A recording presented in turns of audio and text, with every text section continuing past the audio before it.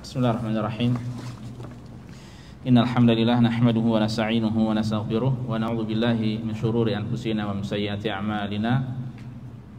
May yahdihillahu fala mudilla lahu wa may yudlil fala hadiya lahu wa asyhadu an la ilaha illallah wahdahu la syarika lahu wa asyhadu anna Muhammadan 'abduhu wa rasuluh. Ya ayyuhalladzina amanu taqullaha haqqa tuqatih wa la tamutunna illa wa antum muslimun. Amma ba'd. Fa inna asaqal hadiits kitabullah wa khairul hadi hadi Muhammadin sallallahu alaihi wasallam wa syarrul umuri muhdatsatuha wa kullu muhdatsatin bid'ah wa kullu bid'atin dhalalah wa kullu dhalalatin finnar.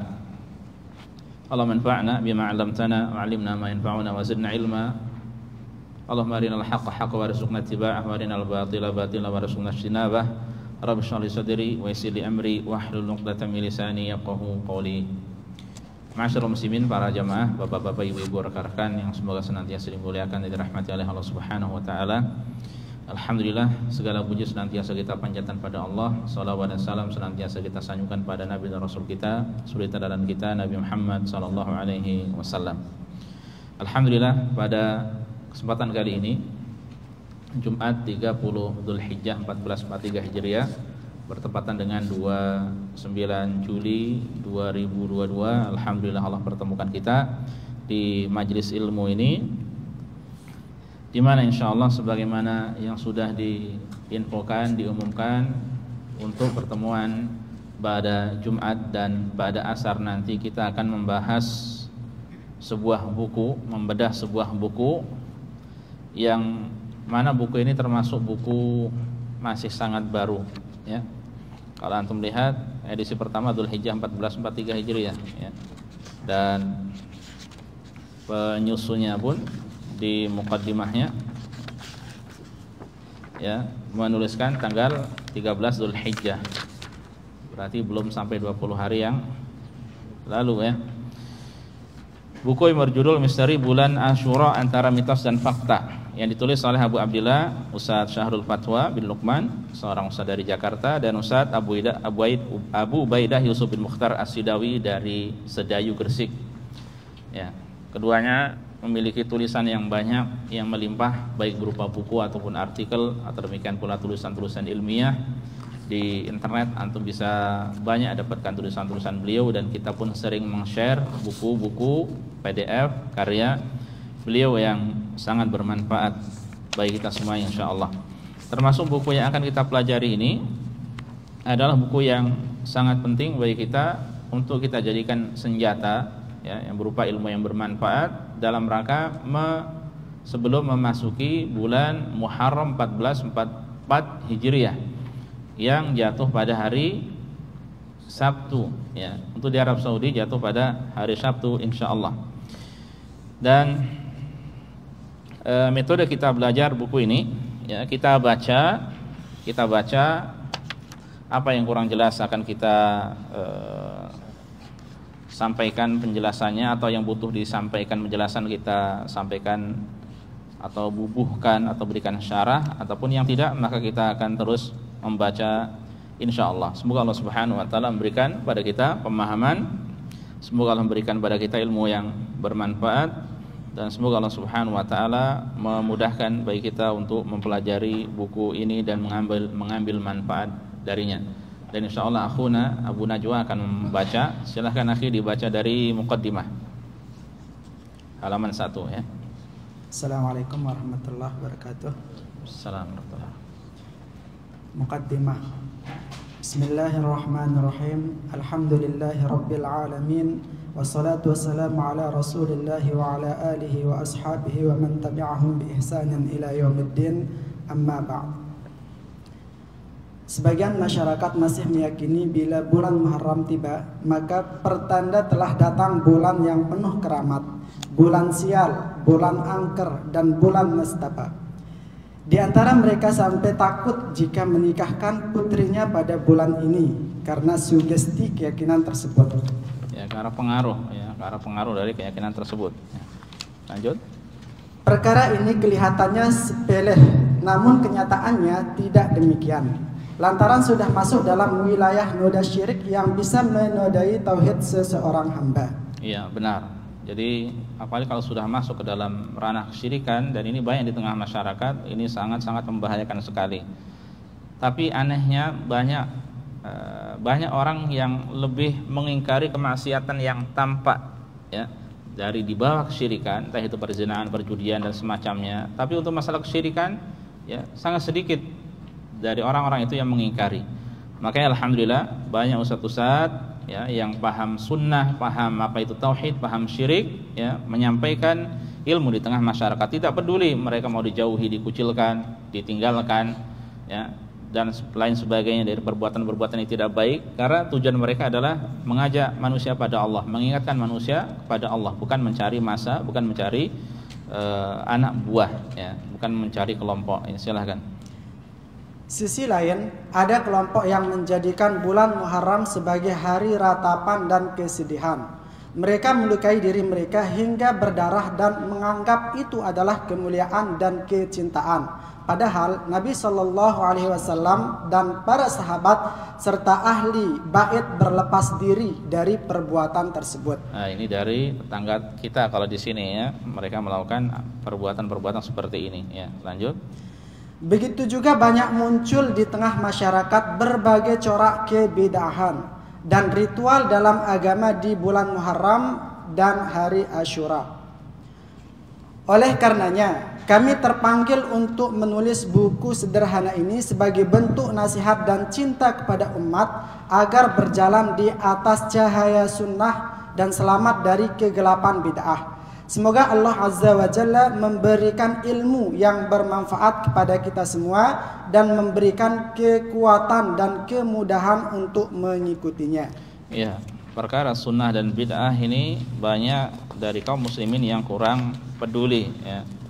Makanya kita berusaha untuk mempelajari setiap sebelum kita masuk bulan baru, ya, Hijriyah terkhusus, maka diilmui dulu apa saja yang sesuai tuntunan, apa yang tidak sesuai dengan tuntunan. Mana yang lebih banyak yang sesuai dengan tuntunan atau yang tidak sesuai dengan tuntunan? Umumnya yang lebih banyak itu adalah yang tidak sesuai dengan tuntunan. Karena sunnah itu sedikit, ya, sunnah itu sedikit. Tapi yang sedikit ini banyak orang yang meninggalkannya, malah lebih memilih yang tidak sesuai dengan tuntunan. Ya, maka itu diantara ucapan salafus saleh dahulu, iqtisadun fi sunnatin khairun min ijtihadin fi bid'ah. Ya, sedikit beramal sesuai tuntunan lebih baik daripada banyak beramal tapi semuanya bid'ah, tidak sesuai dengan tuntunan, ya. Dan jangan hilangkan kamus bid'ah ini dari diri kita, ya. Karena akan banyak kebaikan yang hilang, dan jangan alergi dengan istilah bid'ah ini. Pelajari bid'ah yang sesuai benar-benar yang telah dijelaskan oleh para ulama sejak dahulu kala, ya, sehingga kita akan mengetahui banyak kebenaran di situ, ya. Silakan. Halaman 4. Fadhal. Bulan Muharram dalam pandangan Islam. Bulan Muharram atau dalam istilah Jawa dikenal dengan nama bulan Suro adalah bulan Allah yang sangat agung. Dia adalah bulan pertama dalam kalender Islam, termasuk bulan-bulan haram. Allah Azza wa Jalla berfirman, A'udzu billahi minasyaitonir rajim. Antum baca biasa saja, biasa saja. Inna 'iddatash syuhuri 'indallahi 12 syahran fi kitabillahi yawma khalaqas samawati wal ardh. Minha arba'atun hurum. Dzalikad dinul qayyim. Fala tadhlimu fihinna anfusakum wa qatilul musyrikina kaffah kama yuqatilunakum kaffah wa'lamu annallaha ma'al muttaqin. Sesungguhnya bilangan bulan pada sisi Allah adalah 12 bulan dalam ketetapan Allah di waktu Dia menciptakan langit dan bumi. Di antaranya 4 bulan haram. Itulah ketetapan agama yang lurus. Maka janganlah kamu menganiaya diri kamu dalam bulan yang 4 itu. Dan perangilah kaum musyrikin itu semuanya sebagaimana mereka pun memerangi kamu semuanya. Dan ketahuilah bahwasanya Allah beserta orang-orang yang bertakwa. Baik. Baiklah ikhwan sekalian. Mungkin antum ketika mendengar khatib khutbah atau orang ceramah, ya, ada yang ketika membawakan ayat dibacakan seperti membaca ayat Al-Quran. diawali dengan ta'awud contohnya. Kalau di awal surat berarti diawali dengan apa? Basmalah, kemudian dibaca secara tajwid. Ya. Tapi di sisi lain antum pernah juga mendengar ketika khatib khutbah atau orang ceramah ternyata membacanya seperti biasa saja. Ya, dalam masalah ini memang ada khilaf di antara ulama. Ya. Tapi yang lebih dekat kepada rajih, yang lebih kuat insyaallah adalah membaca seperti biasa, ya, tanpa tahu dan sebagainya. Karena makomnya ataupun momennya bukan momen membaca Al-Quran. Maksudnya bukan tilawah dengan adab-adabnya sebagaimana yang antum ketahui. Tapi momennya adalah beristidlal. Apa itu beristidlal? Membawakan dalil. Ya. Momennya adalah membawakan dalil, bukan untuk membaca sebagaimana ketika antum tilawah atau membaca ketika sedang sendiri contohnya, ya. Dan kalau saya pribadi lebih cenderung kepada ini, ya. Momennya berdalil, jadi tidak diawali dengan ta'awud atau yang lainnya, ya. Dan tidak secara tajwid juga, tanpa hukum tajwidnya. Ini faedah, ya. Lanjut. Dan ayat ini antum jelas tahu ya bahwa ini sudah ketetapan Allah. Muharram termasuk dari 4 bulan haram, di antara bulan haram yang 4 itu. Ya, lanjut. Dari Abu Bakrah dari Nabi sallallahu alaihi wasallam bahwasanya dia bersabda, As-sanatu 12 syahran, minha 4 hurum, 3 mutawaliyatun, Zulqa'dati wa Zulhijjati wal Muharramu wa Rajabu Mudar, alladhi baina Jumada wa Sya'ban. 1 tahun itu 12 bulan. Di antaranya ada 4 bulan haram, 3 bulan berturut-turut, Zulqa'dah, Zulhijjah dan Muharram. Satunya lagi adalah bulan Rajab yang terletak antara bulan Jumada Tsani dan Sya'ban. Hasan Al-Basri rahimahullah berkata, sesungguhnya Allah membuka awal tahun dengan bulan haram dan menutup akhir tahun dengan bulan haram pula. Tidak ada bulan yang lebih agung di sisi Allah setelah Ramadan dibandingkan bulan Muharram. Keagungan bulan ini bertambah mulia dengan penyandaran bulan ini kepada Allah Azza wa Jalla. Nabi menyebutkan bulan Muharram dengan nama Syahrullah, yakni bulan Allah. Rasulullah sallallahu alaihi wasallam bersabda, Afdalus siyami ba'da Ramadana syahrullah Muharram. Puasa yang paling afdal setelah puasa Ramadan adalah puasa pada Syahrul Al-Muharram. Baik.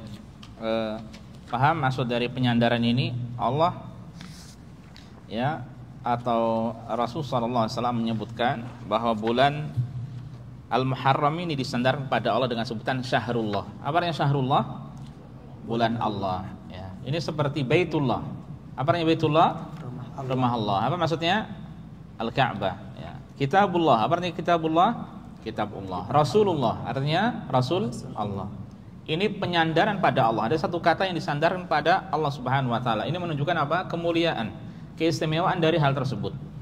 Ya, termasuk dari bulan Al-Muharram di sini disebut dengan Syahrullah. Bulannya Allah. Ini menunjukkan kemuliaan. Sementara dari 11 bulan yang ada, hatta Ramadan tidak disebut sebagai apa? Syahrullah. Yang oleh Rasulullah SAW sebutkan hanya apa? Bulan Al-Muharram saja. Ya. Silakan dibaca. Al-Hafiz Ibnu Rajab rahimahullah mengatakan, Nabi memberi nama Muharram dengan Syahrullah. Penyandaran bulan ini kepada Allah menunjukkan kemuliaan dan keutamaannya. Karena Allah tidak akan menyandarkan sesuatu kepada dirinya kecuali pada makhluknya yang khusus. Jadi spesial. Ketika ada makhluk yang disandar pada Allah itu adalah hal yang spesial. Ya, lanjut. Demikianlah kemuliaan dan keagungan bulan Muharram menurut pandangan Islam. Lantas, atas dasar apakah keyakinan sebagian orang bahwa Muharram adalah bulan keramat? Ataukah hal ini hanya sebuah khurafat ala jahiliyah yang masih mengurat dalam hati? Ya, ini apa yang beliau tanya, nanti ada jawabannya di sini, bagaimana yang benar, bagaimana yang keliru seputar bulan Muharram.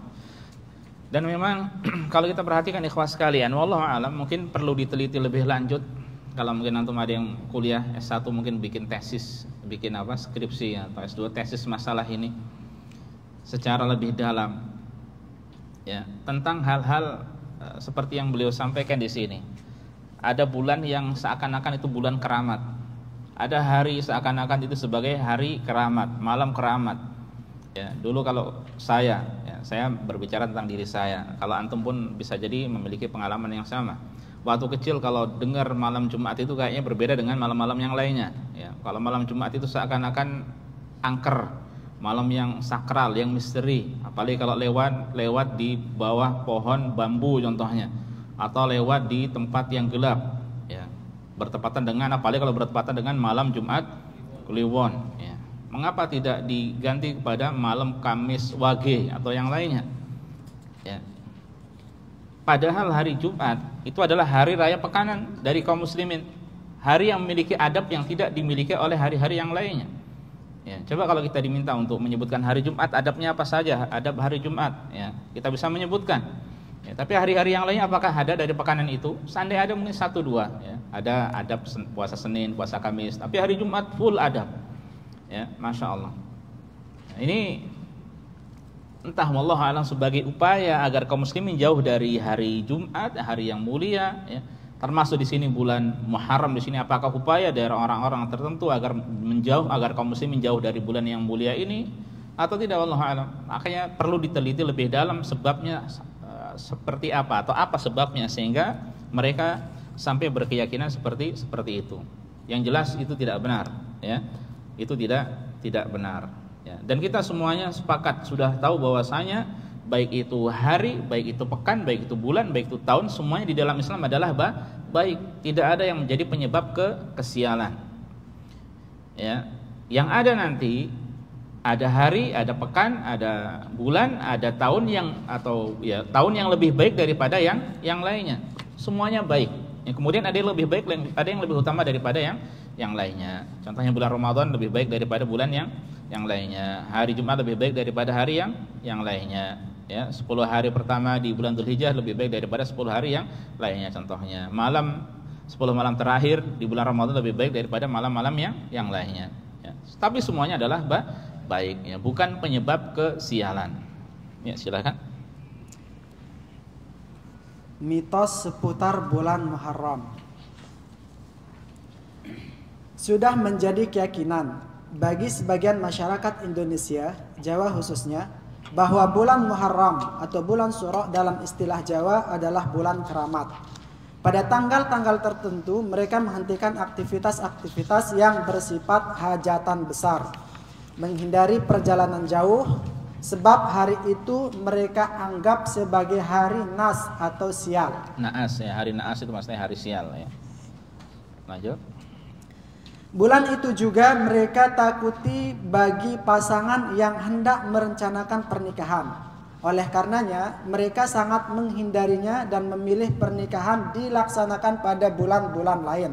Pasalnya, menurut klaim mereka, pernikahan yang dilangsungkan pada bulan Muharram kerap mendatangkan sial bagi pasangan, seperti perceraian, kematian, tidak harmonis, dililit utang, dan sebagainya. Budaya ini sudah mengakar sebagai warisan nenek moyang kita. Kami tidak tahu secara pasti ini dari mana sumbernya, tetapi mungkin saja sebagian pengaruh asimilasi budaya Hindu dan Islam yang ketika berbaur memunculkan isme baru, yaitu paham kejawen. Nah, ini menurut beliau bisa jadi, ya, atau mungkin saja ini sebabnya ketika ada asimilasi budaya, ya, persatuan budaya, pergeseran, ya, perbauran, ya, kemudian akhirnya memunculkan isme, ya, keyakinan tertentu. Ya, di sini ada keyakinan kejawen yang kita tahu memiliki hal-hal yang bertentangan dengan syariat Islam. Ya, lanjut. Mitos bulan Syuro dalam timbangan. Sejatinya mitos tersebut di atas tidak dibenarkan dalam ajaran Islam. Batilnya mitos itu minimal bisa dipandang dari 3 tinjauan. tinjauan syariat Islam, sejarah dan sisi rasional. Ya, apakah benar bulan Syuro atau bulan Muharram itu sebab kesialan? Ya, kalau orang ada hajatan atau acara besar kemudian bisa menyebabkan keburukan. Ya, ini beliau akan tinjau dari 3 sisi. Ya, silakan. 1. Tinjauan syariat. Dari segi syariat, bulan Muharram adalah bulan yang mulia dan termasuk dalam golongan 4 bulan istimewa yang diharamkan Allah Azza wa Jalla.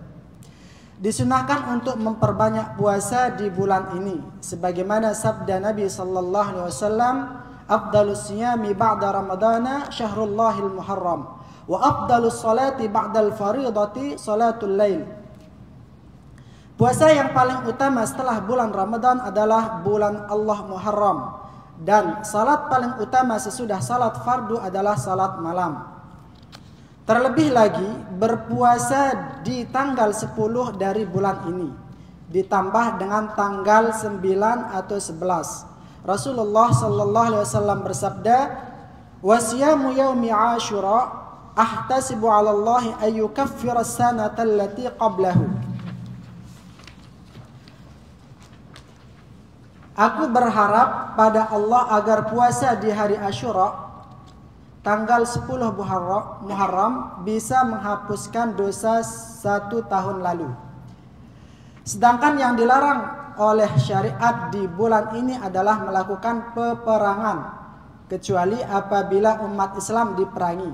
Termasuk diharamkan pula perbuatan-perbuatan menzalimi diri sendiri. Perbuatan maksiat di bulan ini dilipat gandakan dosanya, apalagi jika maksiat tersebut bernuansa syirik dan khurafat, seperti keyakinan bahwa bulan ini adalah bulan sial. Baik. Nah, ini perlu diperhatikan ya, bahwa bulan Muharram bulan ibadah, terkhusus apa? Puasa. Ya, dan tidak ada larangan kecuali apa? Melakukan peperangan padanya, ya. Di antara alasan mengapa disebut sebagai bulan haram, karena diharamkan padanya peperangan. Kecuali dalam satu kondisi ketika kaum muslimin yang diserang pertama kali atau terlebih dahulu, ya. Ya, kemudian juga Allah mengatakan fala tadzlimu fihinna anfusakum, dan janganlah kalian menzalimi diri-diri kalian padanya. Ini tidak boleh melakukan kemaksiatan pada bulan tersebut, ya. Dan sebab kesialan itu adalah kemaksiatan, ya. Kapan saja dilakukan itu adalah sebab keburukan, ya. Dampak dari maksiat itu begitu nyata, ya. Dampak dari maksiat begitu nyata. Adapun meyakini bulan ini, bulan itu, tanggal ini, tanggal itu adalah kesialan, maka ini adalah kekeliruan. Ada seorang yang saya pernah membaca tulisan postingan seorang di Facebook, ya, seorang ustadz, bagus ya tulis, ya. Umumnya manusia, ya, secara maknanya itu sangat membenci kata 13, ya, atau sebagian dari mereka membenci angka 13. Lantai tidak ada lantai 13, dari 12 mungkin 12A, 12B langsung 14. Ya kan? Terus apa lagi? Nomor, ya, nomor kursi mungkin dihilangkan 13. Dan lain sebagainya. Ini sebagian terkadang kita dapatkan. Tapi anehnya, terkhusus orang Indonesia sangat suka gaji ke-13. Ya kan? Dia katakan ini kebutuhan mengalahkan keyakinan. Jadi kalau sudah butuh nggak peduli, ya, keyakinan kalah nggak peduli, ya. Tidak ada yang menolak gaji ke-13. Padahal bisa jadi sebab apa itu? Kesialan, ya. Padahal enggak, ya. Itu adalah kebaikan. Makanya aneh, tidak, kalau masalah gaji ke-13 tidak diyakini sebab kesialan, tapi angka-angka yang lainnya diyakini sebagai sebab kesialan, ya. Ini kekeliruan. Makanya angka 13 atau yang lainnya semua adalah bukan sebab kesialan, semuanya adalah kebaikan, ya. Jangan diyakini sebagai sebab kesialan. Ini parah, ya. Itu masuk ranah akidah, ya. Silakan, akhi.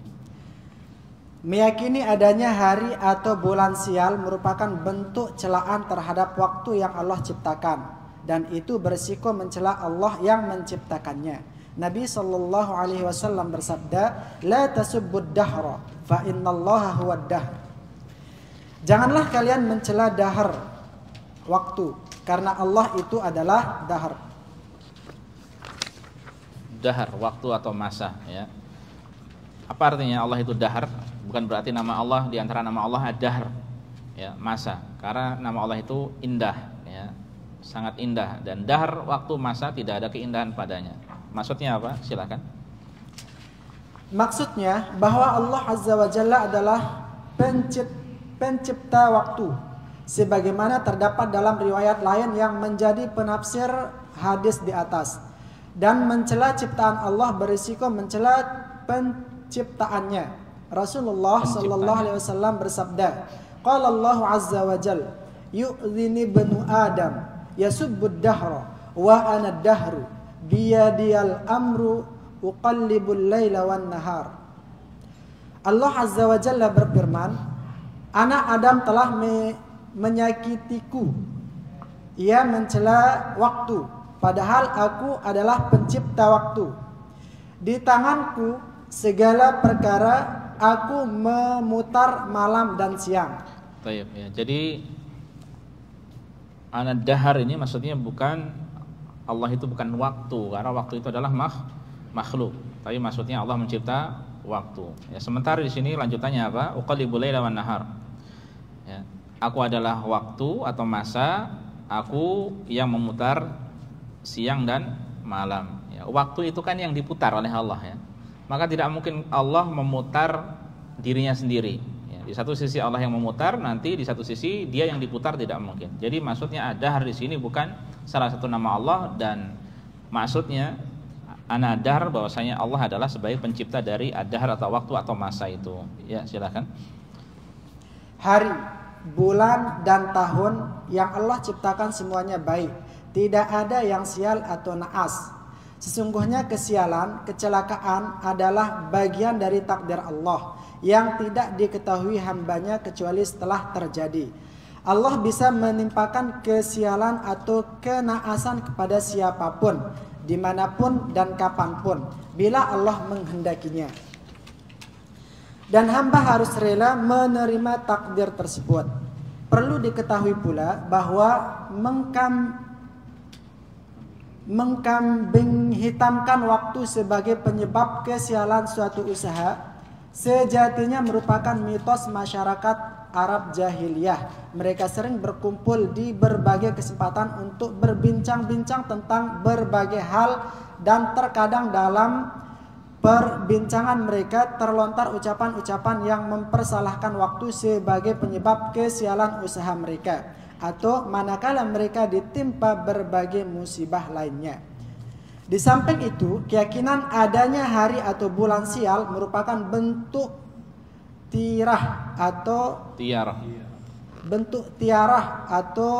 tasya'um, ya.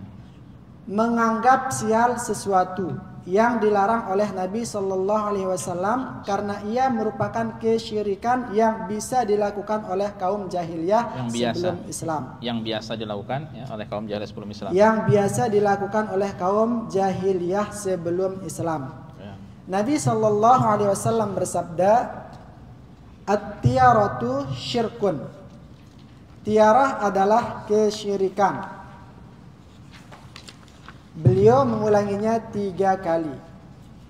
Kemudian perlu diketahui juga bahwa tidak ada larangan melakukan aktivitas yang mubah di bulan Muharram, apalagi yang bernuansa ibadah, semisal pernikahan. Ya, pernikahan ibadah, ya, termasuk ibadah. Jadi termasuk kebaikan. Ya, makanya jangan dikatakan bahwasanya itu adalah sebab kesialan, ya, sebab kesialan. Paham di sini, ya. Jadi ya tidak boleh meyakini hari tertentu, bulan tertentu sebagai sebab kesialan. Ya, Allah yang mengatur segalanya, yang mendatangkan kesialan itu Allah.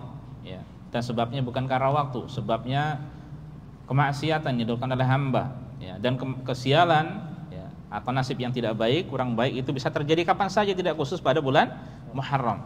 Kapan saja bisa terjadi. Nah, tugas kita ketika seorang mendapatkan musibah, ya, hal yang tidak baik untuk dirinya, maka tugasnya adalah bersabar. Dan ingat, ini kebiasaan orang jahiliyah, tiyarah, meyakini kesialan ini adalah sebab, ini adalah perbuatan orang-orang jahiliyah. Jangan sampai kemudian kita larut, ya. Karena dulu kalau saya waktu kecil, mungkin bisa jadi antum juga, itu ada hal-hal yang kita namanya kecil tidak tahu ya, meyakini juga, entah yang meyakini atau tidak, tapi seakan-akan seperti percaya saja waktu itu, ya, bahwa kalau ada ini sebab ini, kalau itu sebab itu, ya. Kita katakan itu sebagai mitos atau tatoyur, itu termasuk dari tatoyur, ya. Orang nabrak kucing sebab kesialan, ya. Makanya harus diambil kucingnya, kemudian diapa, ya. Entah didoakan atau harus apalah pokoknya, ya. Kemudian kalau kejatuhan cicak sebab kesialan, ya. Kalau kupu-kupu masuk ke rumah adalah sebab kebaikan, akan datang tamu. Pernah kedutan mata, kalau kiri kalau nggak salah ya, mata kiri kedutan itu sebab kesialan. Ada yang ngomong itu berarti dirasani atau diomongi oleh orang. Kalau di kampung saya dulu ada burung dares. Burung dares itu burung gagak yang lewat tengah malam melewati rumah, maka itu tanda ada orang mati kalau tidak salah. Kemudian ada mitos meyakini kalau mayit dilangkahi kucing bisa hidup lagi itu ya. Wah, enak banget. Kucingnya hidup. Kalau keluarga kita ada yang meninggal dunia, suruh aja kucing lewat, hidup lagi, ya. Jadi, dan hal yang semacamnya bisa jadi setiap daerah memiliki hal tersebut berlebih berkurang, ya. Itu semuanya adalah tidak benar. Itu semuanya keyakinan seperti orang jahiliyah dahulu yang sebelum melakukan aktivitas melepas burung. Ya, setelah tidak mereka mengundi nasib dengan apa? Bil ansab, dengan panah. Dengan panah sebelum melakukan aktivitas, ya ambil panah. Ya. Jadi melakukan atau tidak, atau ulang lagi, kayak kuis jadinya. Ambil berhasil dapat sekian, ambil berhasil dapat sekian, ulangi lagi, ya. Itu tidak ada di dalam Islam. Ini sudah dihilangkan oleh Rasulullah SAW. Atiyaratu syirkun. Atiyaratu syirkun. Tatayur atau tiar itu adalah bentuk kesyirikan. Makanya di zaman Rasulullah SAW dahulu hal tersebut sudah diganti dengan sunnah. Sunnah apa itu? Salat istikharah. Itu diantara hikmahnya adalah untuk menghilangkan tatayur yang ada di tengah kaum jahiliyah dahulu. Makanya kalau orang tidak melakukan sesuatu, faida azam fatawakkal 'ala Allah. Kalau engkau berazam melakukan sesuatu, sudah tawakal pada Allah.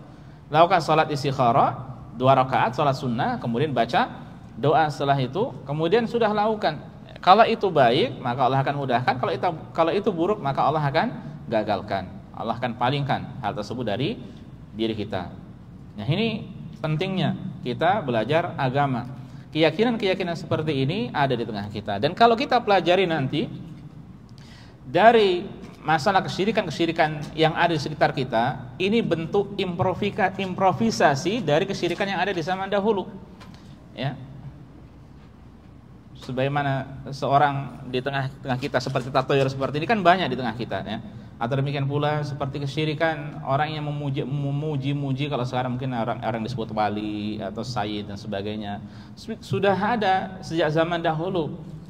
Sejak zaman Nabi Nuh alaihissalam.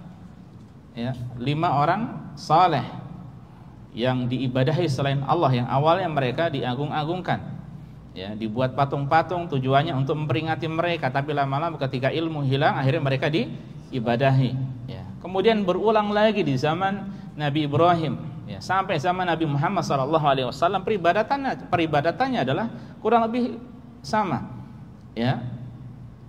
Ya, sebagian hanya saja sebagian ada yang orang-orang soleh, sebagian ada batu, sebagian pohon, ya, sebagian malaikat dan lain sebagainya. Hakikatnya sama, beribadah yang ditujukan kepada selain Allah Subhanahu wa taala. Sampai sekarang, ya. Terulang, tapi ada improvisasi dalam beberapa hal tertentu, ya. Ini yang terjadi di tengah masyarakat. Dan ikhwas sekalian azanillahu wa iyyakum, bahaya dari hal semacam ini yang menunjukkan pentingnya akidah, keyakinan. Coba antum perhatikan, Ibnu Abbas pernah mengatakan, ya, kana baina Adam wa Nuh 10 qurun. Bahwasanya zaman atau masa antara Nabi Adam sampai Nuh itu sebanyak 10 qurun, ya. Ada yang mengatakan 10 qarn ini 10 generasi, ada yang mengatakan 10 abad. Kalau seandainya itu 10 abad berarti berapa tahun? 1000 tahun. Kemudian kesyirikan yang terjadi pertama kali di atas muka bumi ini pada zaman Nabi Nuh alaihissalam. Coba antum perhatikan Nabi Nuh berdakwah di tengah kaumnya berapa tahun? Itu yang dakwah ustadz, dai, mubalik atau nabi? Nabi. Berapa tahun? 950 tahun. Ya, alfa sanatin ila khamsina ama. 100 kurang 50. Dakwahnya Nabi Nuh itu bagaimana? Apakah dakwahnya seperti ustadz, santai-santai ustadz, bisa WhatsApp dan sebagainya, atau kira-kira serius terus fokus? Fokus terus serius. Ya. Sirran, secara sembunyi-sembunyi, wa jahara, secara terang-terang, lailan wa nahara, malam dan siang, sampai 950 tahun. Hilang tidak syirik pada saat itu? Allah mengatakan wa ma amana ma'ahu illa qalil, ya. Dan tidaklah ada yang beriman kepada Nabi Nuh kecuali hanya sedikit. Yang ulama katakan itu sekitar 40 atau 80 orang saja. Ya, jadi generasi yang ada pada saat ini termasuk generasi yang naik bahtera Nabi Nuh alaihissalam. Ya. Bayangkan 1000, seandainya kita katakan satu qarn, satu abad itu berarti totalnya 10 abad itu 1000 tahun. 1000 tahun di atas tauhid, kemudian ada kesyirikan, menghilangkan sampai 950 itu tidak hilang juga. Dan mereka lebih memilih binasa daripada ikut bahtera Nabi Nuh alaihissalam. Ya. Itu yang dakwah Nabi Nuh. Ini menunjukkan bahaya dari kesyirikan. Ya. Tapi banyak dari orang sekarang yang kurang peduli dengan masalah ini. Ya. Mereka lebih mengingkari kalau ada orang minum khamar, ya, orang berzina, orang berjudi. Tapi untuk masalah kesyirikan hampir jarang yang mengingkari. Padahal dosa syirik ini adalah dosa yang paling besar, dosa yang paling buruk, yang paling jelek, ya, dibanding dengan dosa-dosa yang tadi. Meskipun semua itu adalah termasuk dari dosa besar. Ya. Makanya ikhwan sekalian azanul wa iyyakum, antum dari sini diantaranya ya ini saja dan banyak alasan yang lainnya antum akan tahu bahwa pentingnya dakwah kepada tauhid, mengajak manusia untuk benar-benar mengesahkan Allah Subhanahu wa taala, tidak kultus kepada person-person tertentu dengan rupa-rupa tertentu, dengan nama-nama tertentu, dengan bisa jadi karomah-karomah tertentu padahal itu adalah tidak benar. Ya, bisa jadi buatan-buatan dan mudah membuat karomah-karomah tertentu. Ya, bahkan dulu ada cerita, sebenarnya ceritanya bagus, cuma saya lupa secara rincinya, yang orang meninggal, orang bersama keledai, suatu ketika keledainya meninggal dunia, akhirnya dikuburkan di suatu tempat. Ya, kemudian ada orang musafir, orang yang kurang ilmu lewat di situ, lihat ini ada kuburan, diagung-agungkan. Ya, padahal itu asalnya adalah kuburan keledai. Sebenarnya ceritanya bagus dan lucu di situ, kita bisa mengambil faedah, cuma saya rincinya lupa. Semoga dimudahkan untuk melihat kembali. Ya, padahal itu adalah kuburan keledai. Ya. Dikira itu adalah kuburan wali atau orang saleh atau sayyid atau semacamnya. Kultus kepada person-person tertentu. Dari dulu sampai sekarang kurang lebih kesyirikannya sama, tapi ada improvisasi atau pengembangan tertentu. Ya. Nah, ini juga masalah tatayur. Ini juga banyak ya di tengah-tengah kita. Nah, makanya kita harus benar-benar tawakal kepada Allah Subhanahu wa taala bahwa segala sesuatu Allah yang menentukan, Allah yang menciptakan, Allah yang memberikan madhar dan manfaat, yang kemudian hati kita secara totalitas kita gantungkan pada Allah Subhanahu wa taala. Tidak boleh meyakini Muharram atau bulan-bulan yang lainnya atau hari-hari yang lainnya sebagai sebab kesialan ya. Silakan, akhi. 2. Tinjauan sejarah. Pada bulan ini pula, tepatnya tanggal 10, Nabi Musa alaihissalam selamat dari kerajaan tentara Fir'aun. Kejaran. Iya, dari kejaran tentara Fir'aun. Ya. Ibnu Abbas mengisahkan, ketika Rasulullah Sallallahu Alaihi Wasallam kembali ke Madinah, beliau mendapatkan orang-orang Yahudi berpuasa pada hari Asyura. Maka beliau bertanya kepada mereka, hari apa ini yang kalian sekarang sedang berpuasa? Maka mereka menjawab, hari ini adalah hari yang agung, di mana Allah Ta'ala menyelamatkan Nabi Musa bersama kaumnya serta menenggelamkan Fir'aun dan kaumnya. Maka Nabi Musa berpuasa pada hari itu untuk menyukurinya. Kemudian kami mengikutinya. Rasulullah Sallallahu Alaihi Wasallam pun bersabda, kami lebih berhak dan lebih utama terhadap Musa daripada kalian. Kemudian beliau berpuasa pada hari itu dan memerintahkan para sahabatnya untuk berpuasa pula. Kisah ini menuturkan kejadian sukacita, bukan duka cita, apalagi kisah kesialan. Baik, saya ulangi. Kisah ini maksudnya kisah apa? Asyura. Asyura, sejarah Asyura pada zaman Nabi Musa. Yang menang siapa? Yang ditolong siapa? Musa. Yang ditenggelamkan siapa? Tenggelamkan Firaun. Itu bahagia atau suka atau sedih? Bahagia. Atau cerita kesialan? Ya, kebahagiaan jelas ya. Jadi itu cerita kebahagiaan. Ya, silakan dilanjutkan. Ulangi lagi kisah ini. Kisah ini menuturkan kejadian sukacita, bukan duka cita, apalagi kisah kesialan. Jadi, menganggap bulan Muharram sebagai bulan naas tidak ada landasan sejarah yang membenarkannya. Naas itu apa? Kesialan ya, sial ya. Ya lanjut, oke. Karena pada bulan ini justru kita mendapatkan anugerah yang sangat tinggi. Wajarlah jika kemudian kaum muslimin mensyukurinya dengan berpuasa tanggal 10 Muharram. Baik. Jadi ini hari kebahagiaan yang kemudian kaum muslimin berpuasa padanya ya. Hanya saja kita tahu ya, perbedaan orang dahulu dengan kaum muslimin, mereka dahulu puasa kemudian juga merayakannya ya, karena mereka jadikan sebagai hari perayaan. Adapun kaum muslimin cukup apa? Berpuasa saja ya, karena tidak boleh pada hari perayaan itu berpuasa ya. Hari raya makruh atau haram berpuasa. Idul Fitri, Idul Adha haram berpuasa. Hari-hari tasyrik yang termasuk hari kebahagiaan juga ya, itu makruh berpuasa. Hari Jumat secara khusus menyendirikan hari Jumat dengan puasa juga makruh, juga tidak diperbolehkan ya. Fadhal, lanjut. 3. Tinjauan produktivitas amal. Secara rasional tidak dipergunakannya sebuah hari lebih-lebih sebulan untuk melakukan aktivitas sebagaimana layaknya. Tentu akan mengurangi produktivitas kerja atau amal. Ketika pada hari itu semestinya bisa dimanfaatkan misalnya untuk melakukan perjalanan pulang kampung atau berangkat ke tempat kerja, pendidikan, silaturahmi atau hal-hal yang sangat bermanfaat, maka semuanya harus ditunda besok. Harinya atau harus buru-buru dilakukan sehari sebelumnya. Masyarakat cenderung memahami naasnya suatu usaha hanya pada masalah-masalah duniawiyah. Takut kecelakaan, takut bangkrut, takut miskin, dan takut mati. Ini menunjukkan bahwa orientasi kerja mereka hanya semata-mata hasil yang bagus. Sementara mereka tidak siap untuk menerima kerugian, apalagi sampai pada tingkat kematian, karena mereka memang tidak cukup bekal amal untuk itu.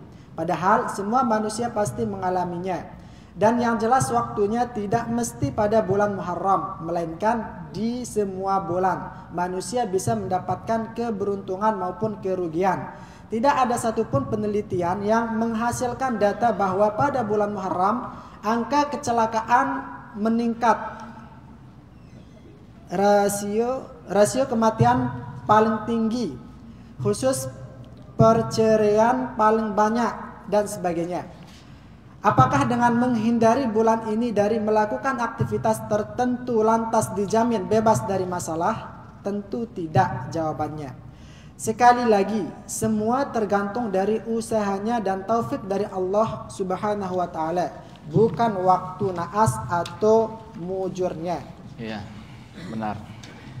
Fa idza azamta fatawakkal 'ala Allah ya. Kalau memang kita berazam melakukan sesuatu, sudah bismillah lakukan, tawakal pada Allah Subhanahu wa taala. Hasilnya serahkan pada Allah ya. Dan ya, beliau bagus juga menyinggung tentang sebagian orang itu sibuk memikirkan kesialan terus ya.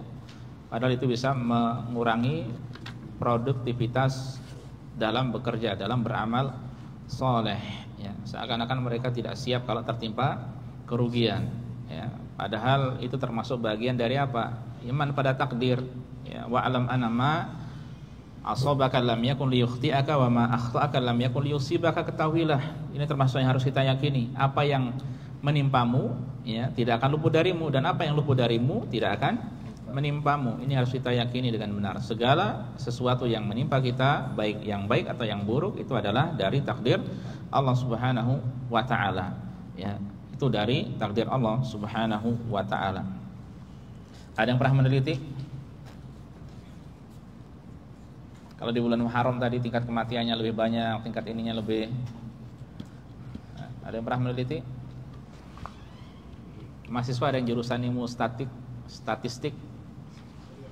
Ada yang pernah meneliti? Ya. Jadi tidak ada yang meneliti seperti itu. Ya. Jadi kembali kepada keyakinan yang tidak benar. Ya, mitos, tatoyur, ya, bentuk termasuk bentuk suudzon pada Allah, termasuk juga mencela waktu, mencela masa, ya. Meyakini tanggal-tanggal, bulan-bulan tertentu sebagai sebab kesialan. Maka kita bersihkan diri kita dari hal-hal tersebut, ya. Nah, lanjut, akhi. Kita kan masyarakat Jawa. Manakala dipaparkan keterangan di atas, barangkali akan ada sebagian kalangan yang berdalih walaupun beragama Islam. Namun kita kan tinggal di tanah Jawa. Jadi tidak etis jika kita tidak mengikuti atau menghormati adat istiadat masyarakat Jawa. Ikhwah sekalian, antum kalau mengambil prinsip seperti ini rusak antum. Ya. Pokoknya kita tinggal di suatu masyarakat harus mengikuti, tinggal di tempat yang lainnya harus mengikuti, pindah ke Australia harus mengikuti, pindah kemana lagi harus mengikuti. Rusak antum. Tidak punya prinsip. Ya. Ya. Bukan hanya Muslim yang lurus yang mengingkari hal ini, hatta orang kafir yang berakal dia akan mengingkari keyakinan seperti ini. Ya, prinsip seperti ini. Ya, karena ini sebab kerusakan, orang tidak punya prinsip, ya, hancur. Ya, makanya perlu diluruskan. Saya orang Jawa bukan berarti mengikuti segala sesuatu yang hatta bertentangan dengan syariat yang ada di Jawa, ya. Justru Islam itu menyatukan, bukan mengikuti adat istiadat setempat, ya. Kalau kita perhatikan ras, ya, ras itu apa, Mas? Suku negara, ya. Suku negara atau suku-suku tertentu di daerah-daerah tertentu. Kalau di Indonesia banyak sekali, di Papua Nugini banyak sekali, ya. Dan negara-negara yang lainnya banyak sekali. Ya, apakah kemudian kita ketika Islam datang harus mengikuti setiap suku, setiap adat istiadat yang ada di daerah-daerah tertentu? Tidak. Hatta dulu kabilah-kabilah Arab kan banyak. Sampai sekarang pun kabilah-kabilah Arab banyak dengan berbagai macam cabang-cabangnya. Ya, Khuzai dari mana? Dausari dari mana? Qahtani dari mana? Ya, kemudian Bani Salamah dari mana? Ya, kemudian Kan'an dari mana? Dan lain sebagainya. Apakah semuanya kemudian ketika Islam datang ke sana, Islam itu harus tunduk dengan aturan-aturan masyarakat setempat? Rusak Islam. Ya. Yang ada adalah Islam menyatukan mereka. Ya, apa saja dari adat istiadat yang ada di setempat yang bertentangan dengan syariat, yang tidak sejalan dengan syariat, dihindarkan, dijauhi. Yang sejalan dengan syariat, ahlan wa sahlan. Sopan santun, tata krama dalam batasan-batasannya, ahlan wa sahlan. Ya, berbicara dengan baik, dengan sopan dengan orang tua, ahlan wa sahlan. Ya, tapi kalau dalam batasan-batasan, tata krama berlebihan sampai sujud, sampai ruku di hadapan orang, Islam tidak membolehkan. Mana lebih diutamakan? Islam. Ya, jadi kalau seorang berprinsip seperti ini bisa rusak. Ya. Makanya ada daerah-daerah tertentu di Indonesia itu yang kalau orang berziarah berkunjung ke sana ada semacam penghormatan atau apa mengikuti aturan setempat. Ya, harus ada upacara yang itu tidak lepas dari kesyirikan. Ya, antum tidak boleh mengikuti seperti itu. Tahu dari mana? Terkadang kalau ada liputan sejak dulu ini sudah banyak. Ya. Apalagi kalau sekarang banyak blogger-blogger, youtuber-youtuber, semakin banyak meliput lagi mereka. Kalau datang ke tempat ini, tempat itu, ya, maka ada upacara kecil-kecilan. Ya. Padahal itu tidak lepas dari kesyirikan. Itu tidak boleh diikuti. Syaratnya harus seperti ini, tidak boleh. Kalau mau berkunjung kemudian ada syarat-syarat seperti itu tidak boleh. Ya. Ingat sebagaimana dulu hadis Dzubab, ya, hadis apa? Hadis lalat, yang seorang ketika hendak masuk ke melewati suatu kaum, qarib walau dzubab, berkurbanlah meskipun hanya dengan seekor lalat. Berkurbannya untuk siapa? Untuk selain Allah Subhanahu wa taala, ya. Untuk sesembahan mereka. Satunya tidak mau dibunuh, dia tidak selama di dunia tapi selama di akhirat. Ya, satunya mau berkurban, dia selama di dunia tapi tidak selama di akhirat. Ya, makanya hatta walau lalat saja yang dijadikan sebagai bahan untuk berkurban sama saja tidak diperbolehkan, haram ya di dalam Islam. Nah, ini ikhwas sekalian penting. Nah, taib, jawabannya bagaimana? Silakan. Jawabannya, Allah Azza wa Jalla telah memerintahkan dalam Al-Quran agar kita bertotalitas dalam berislam. Kata Allah Azza wa Jalla, Ya ayyuhalladzina amanu udkhulu fis silmi kaffah wa la tattabi'u khutuwatis syaitan innahu lakum aduwwum mubin. Wahai orang-orang yang beriman, masuklah ke dalam Islam secara keseluruhan dan janganlah kalian ikuti langkah-langkah setan. Sungguh musuh yang nyata bagi kalian. Sungguh ya setan itu sebagai musuh yang nyata bagi kalian. Jadi banyak dari kaum muslimin yang kurang dalam beragama itu dari sisi ini, tidak mau masuk ke Islam secara kafah. Ya. Apa tu'minuna bi ba'dil kitabi wa takfuruna bi ba'd? Apakah kau mau mengimani sebagian kitab, isi kitab kemudian sebagiannya dikufuri? Tidak boleh. Ya, semua isi kitab kebenaran semua diimani, tidak boleh diambil yang menurutnya baik kemudian atau yang cocok, yang tidak cocok ditinggalkan. Tidak seperti itu. Ya, beragama itu adalah ambil dari keseluruhannya, dipahami dengan benar. Ya, tidak diambil yang cocok, yang tidak cocok tidak diambil. Ya. Nah, bukanlah merupakan sikap totalitas dalam beriman manakala seorang salat, puasa dan zakat dengan cara Islam, namun berkeyakinan dengan sesuatu yang tidak selaras dengan ajaran Islam. Bahkan ini paling parah seperti ini ya. Ini ketika zahirnya ada Islam, batinnya tidak ada Islam, ini parah, buruk ya. Lebih baik dia keyakinannya bagus tapi secara zahirnya masih ada kekeliruan-kekeliruan dalam beragama. Karena perkara yang paling penting dalam syariat adalah masalah keimanan, kepercayaan, keyakinan, ya, masalah akidah. Ya, lanjut. Islam bukanlah agama yang menolak mentah-mentah setiap adat istiadat, apalagi jika budaya tersebut selaras dengan ajaran Islam. Namun, Islam akan memerangi budaya manakala bertabrakan dengan ajarannya sebagai upaya agar para pengikutnya patuh dengan setiap aturan yang digariskan oleh Allah Subhanahu wa taala. Ya, sahih. Baik. Itu berkaitan dengan tinjauan keyakinan yang menyebar di tengah masyarakat tentang Muharram adalah sebagai bulan sial. Ya, beliau bahas ya dari 3 sisi. Kemudian kita masuk kepada amalan sunnah di bulan Muharram. Silakan akhi. Mendapati bulan Muharram merupakan kenikmatan tersendiri bagi seorang mukmin, karena bulan ini syarat dengan pahala dan ladang beramal bagi orang yang bersungguh-sungguh dalam mempersiapkan hari esoknya, melalui awal tahun dengan ketaatan agar pasti dalam melangkah dan mantap masa depan dengan optimis. Abu Utsman An-Nahdi rahimahullah mengatakan, adalah para salaf mengagungkan 3 waktu dari 10 hari yang pertama, 10 hari terakhir dari bulan Ramadan, 10 hari pertama bulan Zulhijjah, dan 10 hari pertama bulan Muharram. Berikut ini amalan-amalan sunnah yang dianjurkan pada bulan ini. Tayyib. Ya, Islam agama ilmu dan amal ya. Sebelum masuk belajar ilmunya ya, apa saja yang disyariatkan, setelah itu setelah tahu diamalkan ya, dari awal sampai akhir semuanya penjelasannya jelas dan Islam telah sempurna ya. Lanjut. 1. Puasa. Inilah ibadah khusus yang ada dalilnya secara khusus. Adapun riwayat-riwayat lain yang menyebutkan ritual-ritual khusus selain puasa maka tidak ada yang sahih. Syekhul Islam Ibnu Taimiyah rahimahullah berkata, di hari Asyura 10 Muharram tidak ada amalan yang disyariatkan khusus kecuali puasa. Adapun riwayat yang menyebutkan tentang keutamaan bercelak, menyemir, mandi, sholat khusus, membahagiakan keluarga, maka hadis-hadisnya palsu dan didustakan kepada Nabi menurut ulama ahli hadis.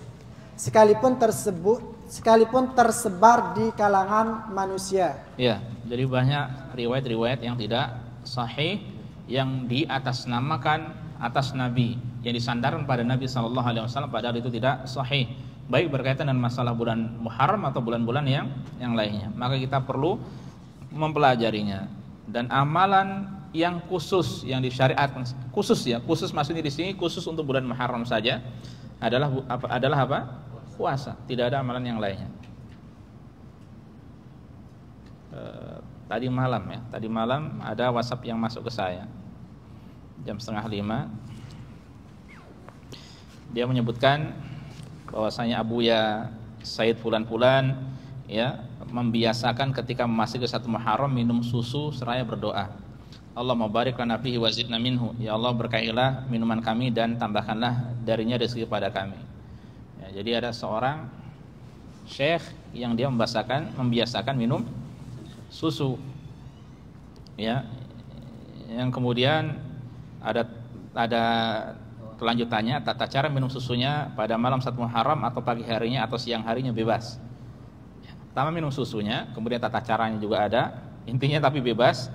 Kemudian ada harapan dengan minum susu tersebut adalah agar sepanjang tahun dijadikan tahun putih. Seakan-akan kan bagus ya. Wah, bagus ini, minum susu harapannya semuanya putih. Padahal ada yang lebih baik daripada susu, apa itu? Zam-zam, ya, bukan hanya putih cemerlang ya. Tahun yang bersih, tahun yang melakukan kebaikan-kebaikan. Ya, fulan ini meniru kebiasaan fulan ini. Beliau bersama-sama santri Mahad demikian yang minum susu pada maghrib.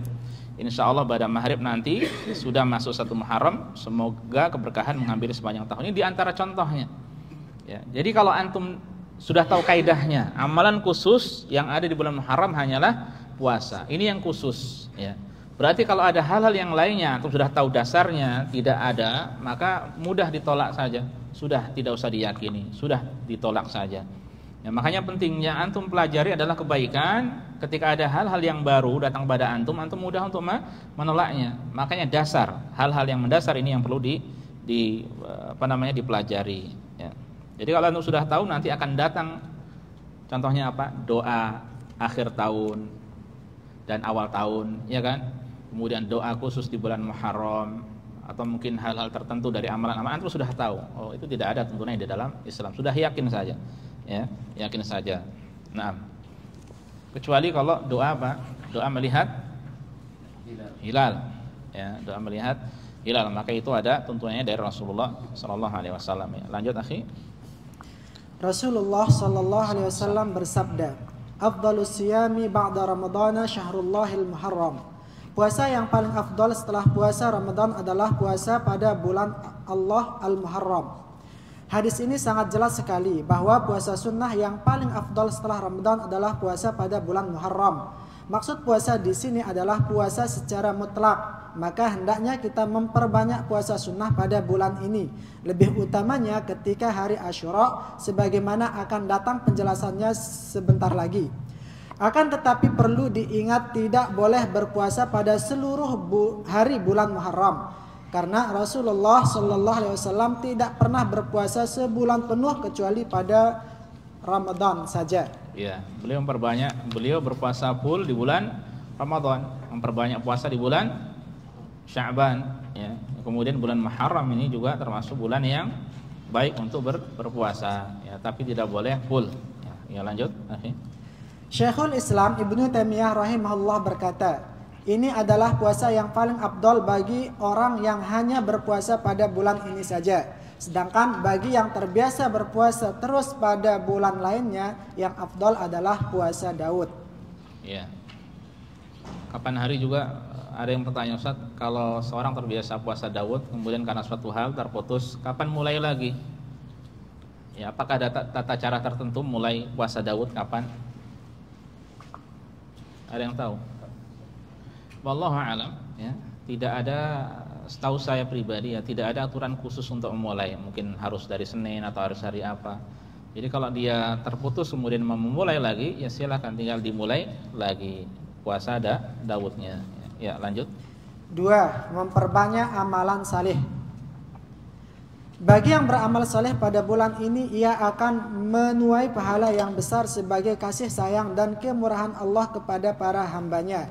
Sebagaimana perbuatan dosa pada bulan ini akan dibalas dengan balasan yang besar. Baik.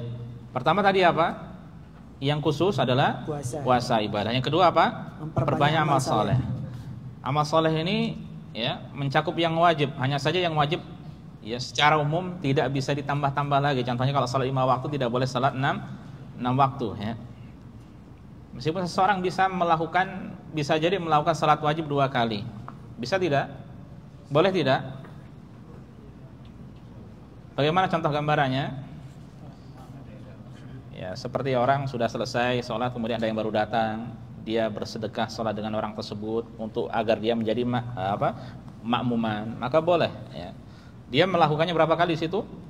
2 kali. Yang pertama wajib baginya, yang kedua sunnah. Ya. Jadi dalam beberapa gambaran memungkinkan.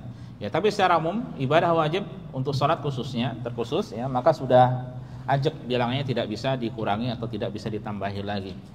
Ya, kemudian selain itu amalan sunnah apa saja yang itu tidak khusus di bulan ini saja, yang secara asalnya kapan saja disyariatkan, seperti contohnya mungkin baca Al-Quran, ya sedekah, dzikir mutlak, qiyam lail, salat siang dan lain sebagainya, itu termasuk dari amalan sunnah dan itu tidak khusus dikerjakan hanya bulan ini saja.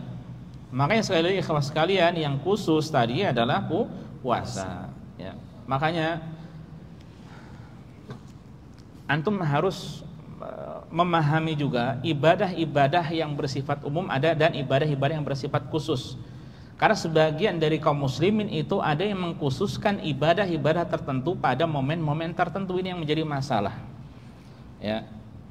Ibadah pada saat ini, momen ini dikhususkan zikir ini, pada momen ini dikhususkan zikir itu, dikhususkan sholat ini, dikhususkan sholat itu. Kalau tidak ada tuntunannya, ini namanya apa?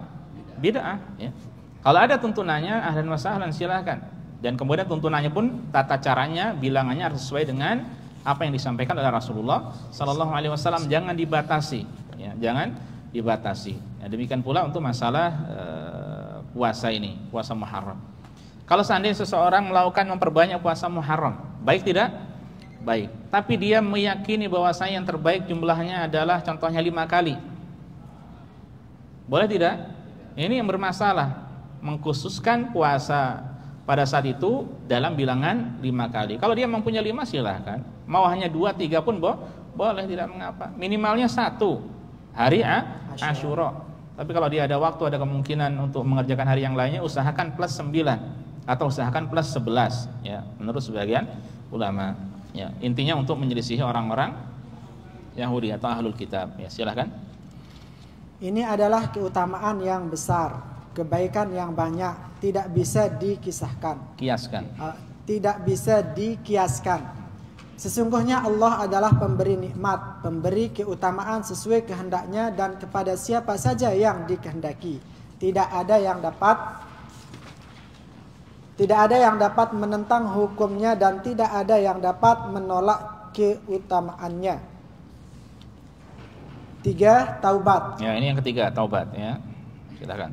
Taubat adalah kembali kepada Allah Azza wa Jalla dari perkara yang dia benci secara lahir dan batin, menuju kepada perkara yang dia senangi, menyesali atas dosa yang telah lalu, meninggalkan seketika itu juga dan bertekad untuk tidak mengulanginya kembali.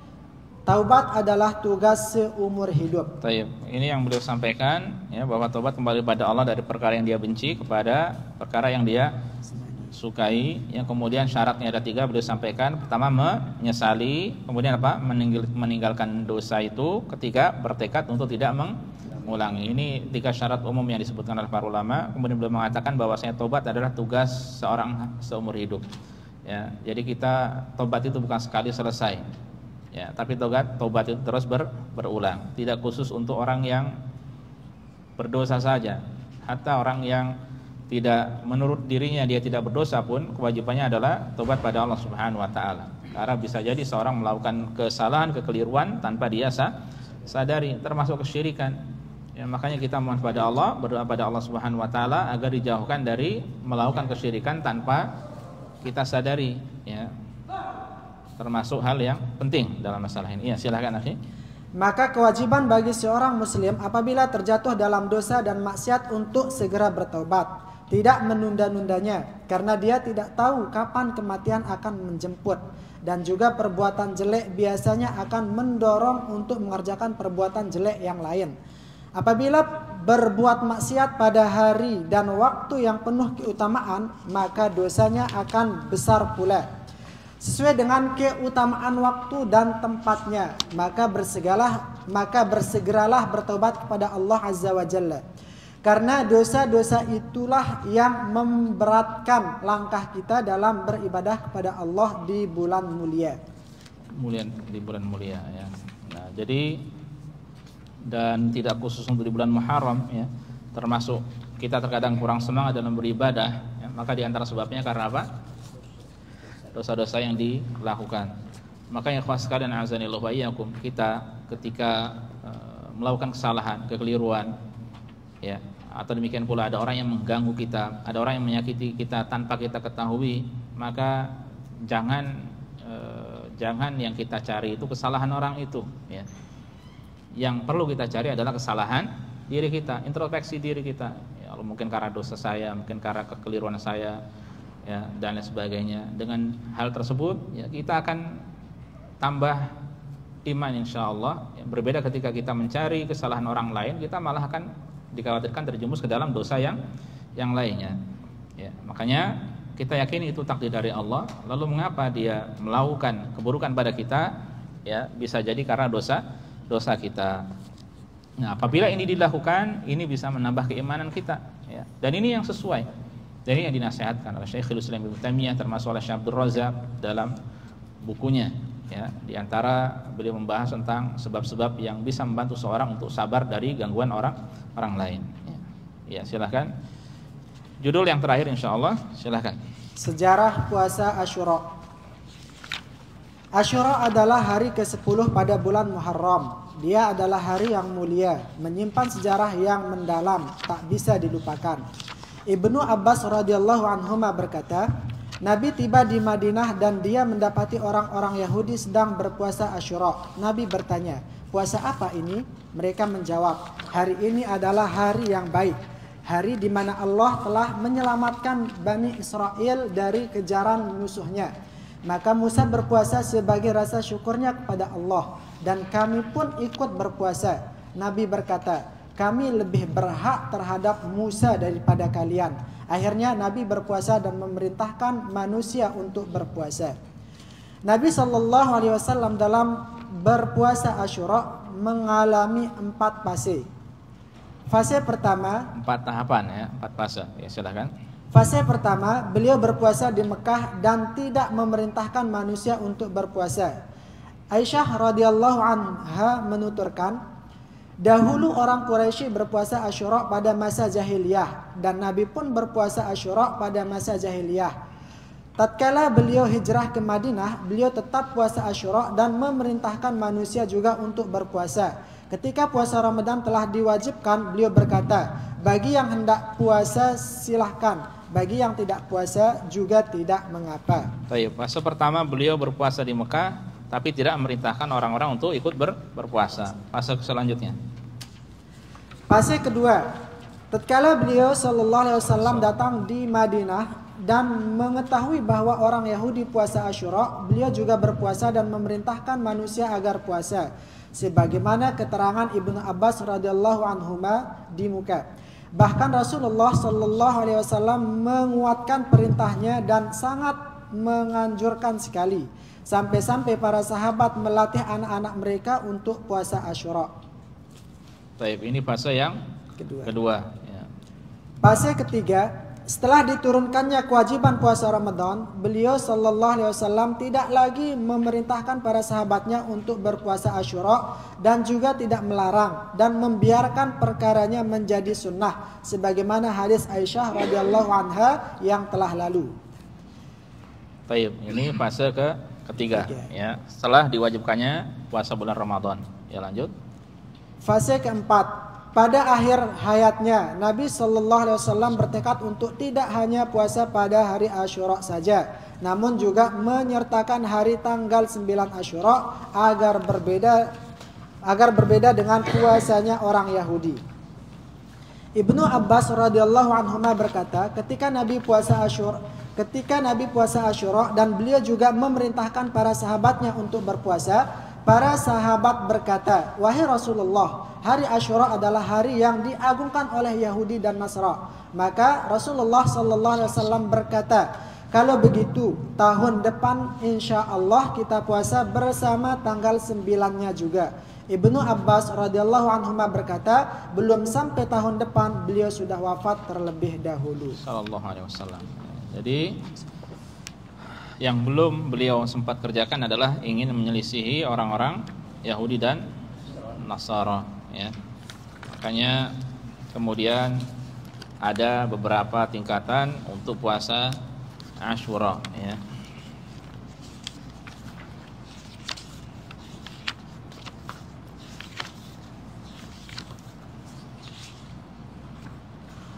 Baik, ada pertanyaan tidak ikhwah sekalian?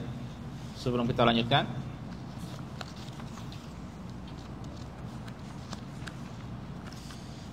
Kalau tidak ada pertanyaan, kita lanjutkan satu poin lagi cukup insyaallah. Silakan. Akhi Abu Najwa, keutamaan puasa Asyura. Keutamaan puasa Asyura. Hari Asyura adalah hari yang mulia, kedudukannya sangat agung. Ada keutamaan yang sangat besar. Imam Al-Izz bin Abdussalam rahimahullah berkata, keutamaan waktu dan tempat ada dua bentuk. Bentuk pertama adalah bersifat duniawi dan bentuk kedua adalah bersifat agama. Keutamaan yang bersifat agama adalah kembali pada kemurahan Allah untuk para hambanya dengan cara melebihkan pahala bagi yang beramal. Seperti keutamaan puasa Ramadan atas seluruh puasa pada bulan yang lain.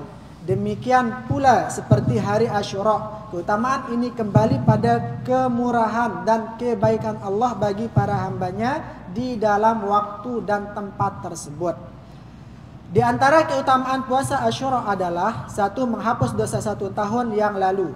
Rasulullah sallallahu alaihi wasallam bersabda, "Siyamu yaumi Asyura ahtasibu 'ala Allah ayyukaffara sanatal lati qablahu." Ayyukaffira. Ya, lanjut. Terjemahannya. Puasa Asyura aku mohon kepada Allah agar dapat menghapus dosa setahun yang lalu. Imam An-Nawawi rahimahullah berkata, keutamaannya menghapus semua dosa-dosa kecil, atau boleh dikatakan menghapus seluruh dosa kecil, dosa besar. Kecuali dosa besar. Jika Anda bertanya, mengapa puasa Arafah menghapus dosa-dosa 2 tahun, sedangkan puasa Asyura hanya menghapus dosa-dosa setahun? Imam Ibnul Qayyim rahimahullah menjawab pertanyaan ini dengan 2 jawaban. Baik, paham ya? Arafah berapa tahun? 2 tahun. Setahun yang lalu dan setahun yang akan datang. Adapun Muharram, Asyura 1 tahun. Itu setahun yang lalu. Alasannya bagaimana? Nah, ini ada 2, silahkan. 1. Karena hari Arafah jatuh pada bulan haram Zulhijjah. Sebelumnya bulan haram Zulqa'dah dan sesudahnya bulan haram Muharram.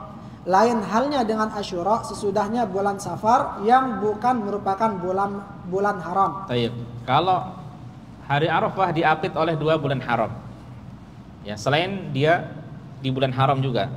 2 bulan haram ini apa? Zulqa'dah dan Muharram. Berbeda dengan Muharram. Tidak diapit dengan 2 bulan haram, hanya sebelumnya saja, yaitu Dzulhijjah bulan haram. Adapun setelah Muharram apa? Safar. Safar apakah bulan haram? Bukan. Jadi lebih utama yang mana? Lebih utama yang diapit oleh 2 bulan haram. Yang kedua, 2. Puasa Arafah termasuk kekhususan umat Islam. Berbeda dengan Asyura, Allah Azza wa Jalla melipat gandakan pahala Arafah dengan berkah Nabi Muhammad sallallahu alaihi wasallam. Puasa Arafah ini tidak ada sebelum syariat, tidak ada di syariat umat sebelumnya. Adapun kalau puasa Asyura sejak zaman Nabi Musa alaihissalam, dan ini termasuk syariat Nabi Musa. Adapun puasa Arafah, ya, ini di dalam syariat Islam, dan ini termasuk syariat Nabi Muhammad sallallahu alaihi wasallam. Dan di satu sisi mana yang lebih utama antara Nabi Musa alaihissalam dan Nabi Muhammad sallallahu alaihi wasallam? Nabi Muhammad sallallahu alaihi wasallam. Ya, jadi ini untuk umat dahulu dan umat sekarang. Kemudian Nabi dahulu dan Nabi sekarang, yang lebih utama adalah Nabi Muhammad sallallahu alaihi wasallam, dan umat Nabi Muhammad lebih utama juga dari umatnya Nabi Musa alaihi salam. Ya, silahkan lanjut. Para salaf dulu sangat semangat berpuasa Asyura. Dikisahkan suatu saat Muhammad bin Syihab Az-Zuhri dalam safar, namun beliau tetap berpuasa Asyura. Ditanyakan kepada beliau, kenapa engkau puasa Asyura saat safar padahal engkau berbuka saat safar di bulan Ramadan? Maksudnya kalau di bulan Ramadan engkau tidak berpuasa, tapi ini di bulan Muharram kok engkau tetap berpuasa, paham ya? Mengapa tidak berbuka saja padahal dalam keadaan safar? Jawabnya silakan. Beliau menjawab, kalau Ramadan ada waktu lain untuk menggantinya, sedangkan Asyura tidak ada waktu lain untuk menggantinya. Kalau Ramadan ada waktu untuk mengqadha. Kalau ini ada tidak? Tidak ada qadha bulan Asyura atau Muharram. Jadi Masya Allah, beliau zaki, cerdas. Silakan. Ini menunjukkan semangat para salaf dalam memanfaatkan musim-musim yang berbarakah. Semoga Allah menganugerahkan kita semua kebaikan dan keberkahan. Kalau saya tanya sama antum safar kemudian tidak puasa bulan Muharram, tidak puasa Asyura, boleh tidak? Boleh. Hatta antum di rumah pun boleh. Karena secara asal hukumnya sunnah. Ya, lanjut. Faedah. Imam Ibnul Jauzi rahimahullah berkata, ada sebagian orang pandir mendengar keutamaan puasa Asyura. Jangan ikuti ini ya. Jangan ikuti ya. Iya, silakan. Menghapus dosa setahun. Akhirnya dia puasa hingga zuhur saja lalu makan. Seraya mengatakan, cukuplah untuk 6 bulan saja. Ya. Jadi masih setengah tahun aja lah. Setengah hari deh, setengah tahun. Ini puasa beduk istilahnya ya. Akal-akalan. Jangan ikuti ya. Baik, ya lanjut. 2. Nabi SAW sangat bersemangat untuk berpuasa pada hari itu. Ibnu Abbas radhiyallahu anhuma berkata, "Ma ra'aitu Nabi sallallahu alaihi wasallam yataharra siyama yaumin faddalahu ala ghairihi illa hadzal yaum. Yaum Asyura wa hadha syahr ya'ni syahr Ramadan." Aku tidak pernah melihat Nabi sallallahu alaihi wasallam benar-benar perhatian dan menyengaja untuk puasa yang ada keutamaannya daripada puasa pada hari ini, hari Asyura dan puasa bulan Ramadan. 3. Ini keutamaan yang pertama tadi apa? Dihapus dosa setahun yang lalu, kemudian Nabi bersemangat berpuasa pada hari itu. Yang ketiga, 3. Hari di mana Allah menyelamatkan Bani Israel. Ibnu Abbas radhiyallahu anhuma berkata, Nabi tiba di Madinah dan dia mendapati orang-orang Yahudi sedang berpuasa Asyura. Nabi SAW bertanya, puasa apa ini? Mereka menjawab, hari ini adalah hari yang baik, hari di mana Allah telah menyelamatkan Bani Israel dari kejaran musuhnya. Maka Musa berpuasa sebagai rasa syukurnya kepada Allah, dan kami pun ikut berpuasa. Nabi berkata, kami lebih berhak terhadap Musa daripada kalian. Akhirnya Nabi SAW berpuasa dan memerintahkan manusia untuk berpuasa juga. Baik, lanjut. 4. Puasa Asyura dahulu diwajibkan. Dahulu puasa Asyura diwajibkan sebelum turunnya kewajiban puasa Ramadan. Hal ini menunjukkan keutamaan puasa Asyura pada awal perkaranya. Ibnu Umar radhiyallahu anhuma berkata, Nabi dahulu puasa Asyura dan memerintahkan manusia agar berpuasa pula. Ketika turun kewajiban puasa Ramadan, puasa Asyura ditinggalkan. Iya, jelas insyaallah ya. Sering kita ulang ini. Lanjut. 5. Jatuh pada bulan haram. Nabi SAW bersabda, Afdalus siyami ba'da Ramadana syahrullahul muharram. Puasa yang paling afdal setelah puasa Ramadan adalah puasa pada bulan Allah Al-Muharram. Ya, ini 5 keutamaan dari puasa Asyura. Dan selanjutnya bagaimana bagaimana cara puasa Asyura, insyaallah nanti kita lanjutkan pada asar insyaallah. Sampai di sini dulu ikhwas sekalian. Kalau ada yang pertanyaan ditunda saja pada asar insyaallah ya. Semoga apa yang kita pelajari bermanfaat. Wassallallahu ala nabiyina Muhammad wasallama tasliman katsira. Subhanakallahumma bihamdika asyhadu an la ilaha illa anta astaghfiruka wa atubu ilaika. Assalamualaikum warahmatullahi wabarakatuh. Waalaikumsalam warahmatullahi wabarakatuh.